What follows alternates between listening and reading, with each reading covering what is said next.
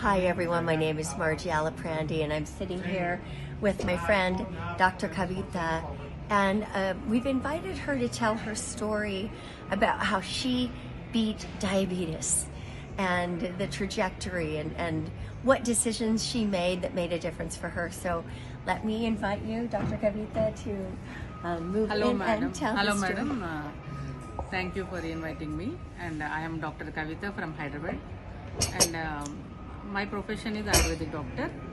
And I am using this BioCell and Trim since November 18th, 2022, with the advice of Dr. Harini, who is my friend since 23 years.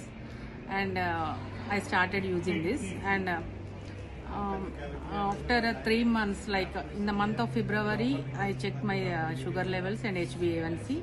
It came down to 5.8, and my sugar levels are very normal, quite normal. And I stopped using diabetic medicine.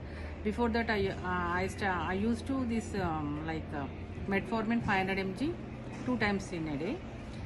I was diabetic since 2017, so I used to use this medicine. After using this medicine also, I used to feel very giddiness, very tired, and very much exhausted after coming to home, after my completion of my duties.